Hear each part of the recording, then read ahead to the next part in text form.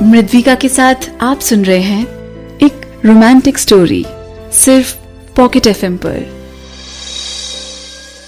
ताकि वो बाकी सबके शरारती मैसेजेस को कवर कर ले। लक्ष्य नहाकर निकला तो सिर्फ अपने बाथरोब में ही था। उसने टॉवल से अपने बाल सुखाए और टॉवल को बेड पर फेंका और अपना फोन हाथ में उठाया। उसने अब अपना फोन चेक किया तो देखा कि उसके फोन में बस ग्रुप मैसेजेस ही थे, लेकिन अनुष्का का कोई मैसेज नहीं था। अनुष्का का कोई भी मैसेज ना देखकर लक्ष्य ने गुस्से में फोन टेबल पर रखा और अपनी सिगरेट निकालकर पीने लगा। बालकनी से बाहर देखते हुए लक्ष्य ने सिगरेट का धुआं निकाला।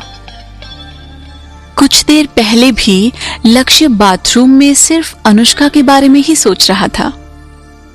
जब अनुष्का ने उसे कोई मैसेज नहीं किया तो लक्ष्य को लगा कि कहीं मैं अनुष्का के दिमाग से निकल तो नहीं गया।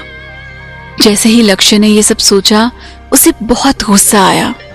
लक्ष्य को पता था कि अनुष्का के दिमाग में इतनी भी फीलिंग्स नहीं है उसके लिए। वो बस मजबूरी में उसे खुद के पास आने से नहीं रोक पा रही थी। लक्ष्य ने एक गहरी सांस ली और फिर से सिगरेट का धुआं बाहर निकाला। दूसरी तरफ अनुष्का काफी थक गई थी। बेशक वो सिर्फ एक डिनर के लिए ही गई थी, लेकिन दोपहर में ऑफिस में ज्यादा काम करने की वजह से उसे बहुत थकान महसूस हो रही थी, इसलिए उसे बहुत नींद आ रही थी। उसने एक उबासी ली और जैसे ही उसने आंख बंद की, उसे तुरंत तभी नींद भी आ गई। नींद में अनुष्का को बेल बजने की आवाज आई, जिस वजह से उसकी नींद खराब हुई। वो आधी नींद में थी। काफी कोशिश की उसने उठने की, लेकिन नींद की वजह से उसे उठा नहीं जा रहा था। नींद में उसकी आंखें मदहोश थीं।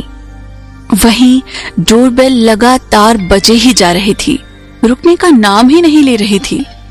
अनुष्का डोरबेल बजने से इरिटेट हुई और तभी उसका फोन बजा। फोन की लाइट की वजह से अनुष्का की आंखें नहीं खुल पा रही थी और जैसे ही उसने स्क्रीन पर लक्ष्य का नाम देखा तो वो हैरान हो गई। अनुष्का ने कॉल पिक किया और अनुष्का कुछ बोल पाती इससे पहले दूसरी तरफ से लक्ष्य की थोड़े गुस्से में आवाज आई, दरवाजा खोलो। अनुष्का भी नींद में ही थी और उसने हल्की नींद में ही कहा, क्या तुम ही हो क्या जो डोरबेल बजा रहे हो? लक्ष्य ने जवाब दिया, अनुष्का परेशान होती हुई अपनी नाइट ड्रेस में बेड से उतरी और दरवाजा खोलने के लिए गई। वो लिविंग रूम से होती हुई गुजरी और उसने सारी लाइट्स ऑन की। अनुष्का ने दरवाजे तक जाकर छेद में से देखा कि वो लक्ष्य ही है ना। लक्ष्य उसके दरवाजे के सामने ही खड़ा था और उसके साथ एक लगेज बैग भी था।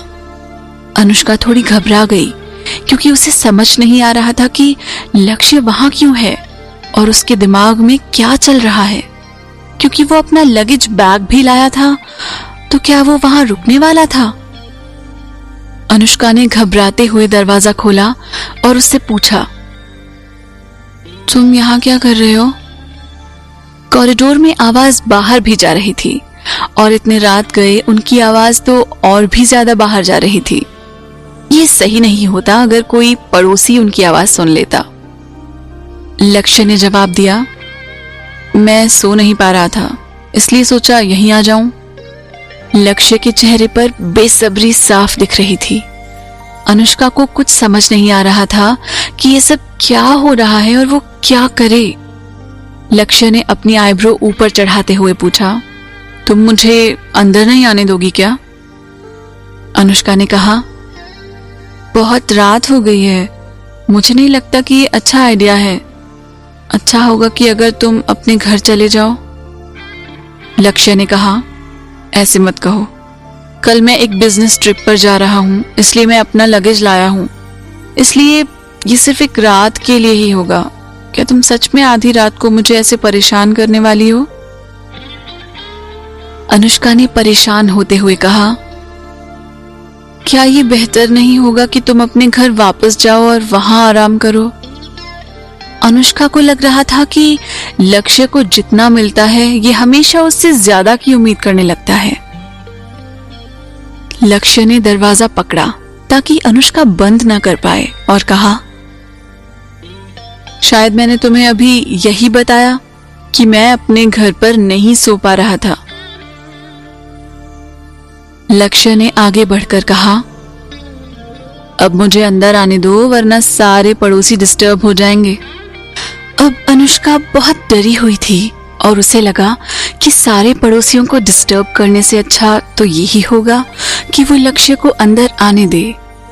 अनुष्का गेट से हट गई और जैसे ही अनुष्का गेट से दूर हुई वैसे ही लक्ष्य गेट से अंदर आ गया।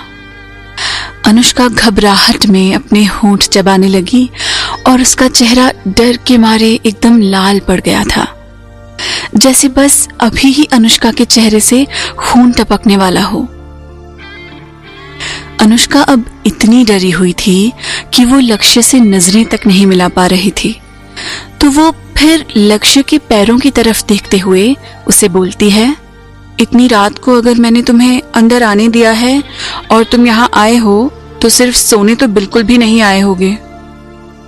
मैं सब समझ रही हूँ तुम्हारे इंटेंशंस को लक्ष्य, और जो अब तुम मेरे करीब आना चाह रहे हो तो वो अभी मेरे लिए बिल्कुल भी पॉसिबल नहीं हो पाएगा।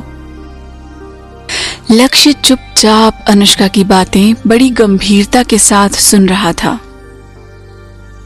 अनुष्का ने फिर गहरी सांस लेते हुए इस बार उसकी आंखों में देखते हुए बोला कि मुझे ये भी पता है कि ये सब तुम हमारे रिश्ते के आगे बढ़ने की खबर अपनी फैमिली को देने के लिए कर रहे हो। तुम्हारा इतनी रात यहाँ आना ऐसे ही नहीं है। इस कहानी में आगे क्या होगा जानने के लिए सुनते रहिए पॉकेट FM।